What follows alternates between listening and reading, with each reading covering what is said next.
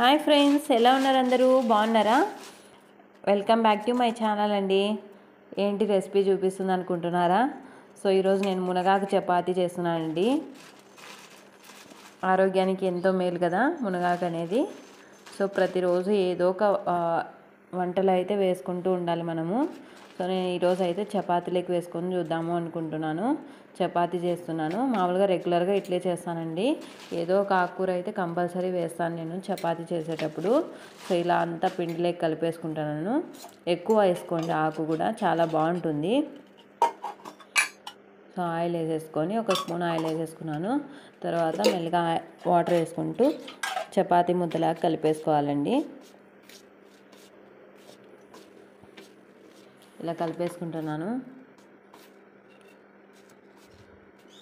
Wait లాస్కి weight loss అవ్వాలనుకునే వాళ్ళకి రోటీ కానీ ఇలా చపాతీలకి ఇలా వేసేసుకొని తినచ్చండి. చాలా బాగుంటుంది. మనము కర్రీ లేకపోయినా కూడా ఒకవేళ సాల్ట్, కారం, కొంచెం పచ్చిమిర్చి అలా వేసేసుకొని అల్లం వెల్లుల్లి పేస్ట్ అలా వేసుకొని తినచ్చు. సో నేను ఈరోజు అయితే చపాతీ చేస్తున్నానండి. కర్రీ ఉంది. ఇలా ఆయిల్ వేసేసుకొని లాస్ట్లో చపాతీ ముద్దలాగా కలిపేసుకోవాలి. అంత మనము స్మూత్గా ఉండాలండి కొంచెం డౌ అనేది. చూసారా, ఇలా కలిపేస్తున్నాను. ఇప్పుడు చూడండి, అలా ఉండాలి కన్సిస్టెన్సీ అనేది. నేనైతే ఒక 10 మినిట్స్ అయితే పక్కా పెట్టేసుకుంటున్నాను అండి.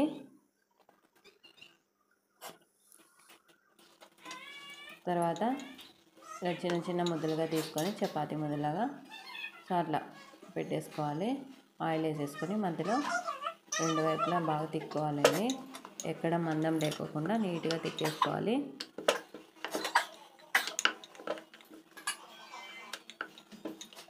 స్మూత్గా ఉంటాయి కదా, మనం ఎక్కువ సార్లు తిప్పకపోయినా నీట్గా ఎక్కడైతే మందం ఉంటుందో అక్కడంతా బాగా తిక్కేసుకొని పాన్ పైన వేసేసుకోవడమే.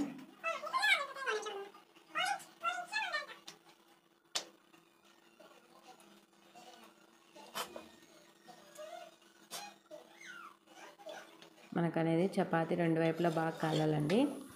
ఎక్కువ హై ఫ్లేమ్ పెట్టుకోవద్దండి.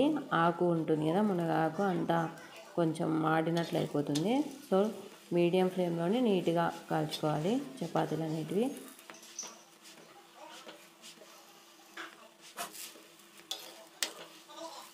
సో ఎంతమంది ఇలా చేస్తారనేది కామెంట్ సెక్షన్లో కామెంట్ చేయండి.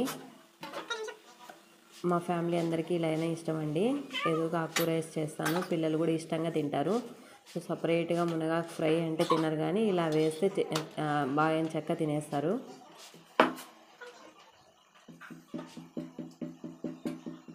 చపాతీలోకి ఏ కర్రీ అయితే బాగుంటుందో కూడా కామెంట్ సెక్షన్లో కామెంట్ చేయండి.